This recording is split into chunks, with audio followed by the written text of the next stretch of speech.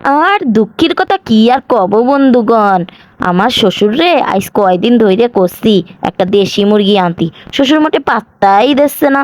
অবশেষে একখান মুরগি নিয়ে আইছে। সেই মুরগি খানি আজকে আমার শাশুড়ি কাঠের চুলোয় রান্না করবে।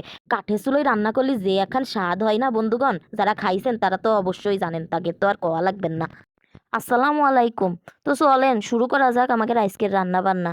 তো এই তো দেখতে পাচ্ছেন যে এই মুরগিটারে ক্যাটরিনার মতো মডেলিং করে দেখাচ্ছে আমার আম্মাজান। এই ডারাই আজকে পেটে উৎসর্গ করা হবে।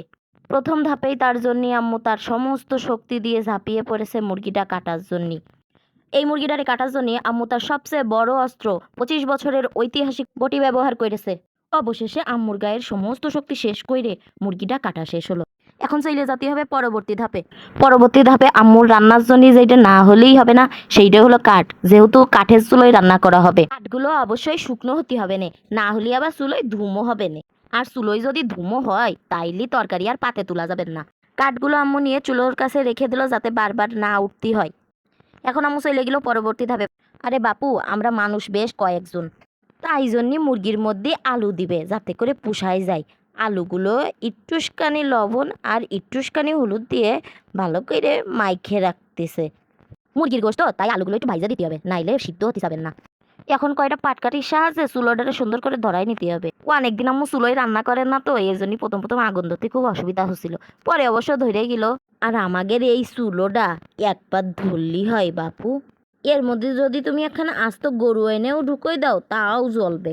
তো যাই হোক, অনেক তো করলাম চুলের গুণকীর্তন।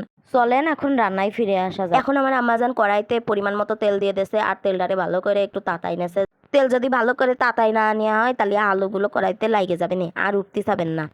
এখন আগে থেকে লবণ হলুদ মাখাই রাখা আলুগুলো কড়াইতে দিয়ে সুন্দর করে লাল লাল করে ভাইজে নিতে হবে, যাতে ভাজার সাথেই সিদ্ধ হয়ে যায়। ভাজা হয়ে গেলে আলুগুলোরে তুলে নিতে হবে। এই যে আম্মু তুলে নেছে আলুগুলোরে। তারপরে চলে যেতে হবে পরবর্তী ধাপে আগে থেকে ঝুড়ুমুড়ু করে রাখা পেঁয়াজগুলোরে কড়াইতে দিয়ে দিতে হবে। এর মাঝখানে আম্মু চুলোর জালটারে ঠিক করে দিচ্ছিল যাতে করে চুলোটা নিভে না যায়। তারপর পেঁয়াজগুলো লাল লাল করে ভাজা হয়ে গেলে এর মধ্যে দিয়ে দিতে হবে বাটা মশলা। এটারে আগে থেকে ব্লেন্ড করে রাখা হয়েছে। এর মধ্যে আছে আদা রসুন পেঁয়াজ এবং শুকনো ঝাল।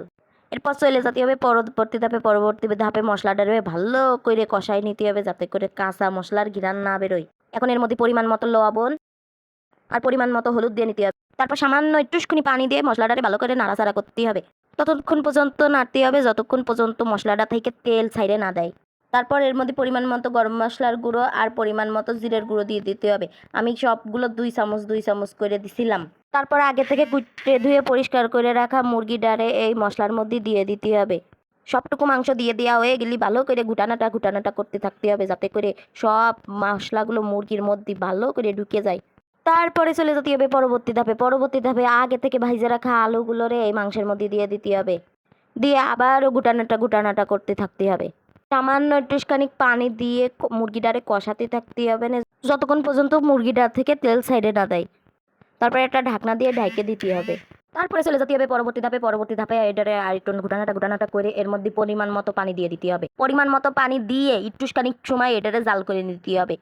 তারপর কিছুক্ষণ জাল করা হয়ে গেলে এটারে চুলো থেকে নামাই নিতে হবে। এই যে আমার আম্মাজান এটারে চুলো থেকে নামায়ে একটা বাটিতে পরিবেশন করে নিচ্ছে। তো সবার মাংস খাওয়ার দাওয়াত থাকলো। কার কার ভিডিওটা কেমন লাগলো কমেন্টে অবশ্যই জানাবেন। আমাদের শাশুড়ি বৌমার এই পেজটাকে অবশ্যই সবাই সাপোর্ট করবেন, ভালোবাসা দিয়ে পাশে থাকবেন। আর ভিডিওটা অবশ্যই সবার মাঝে শেয়ার করে দিবেন। ধন্যবাদ সবাইকে। আসসালামু আলাইকুম।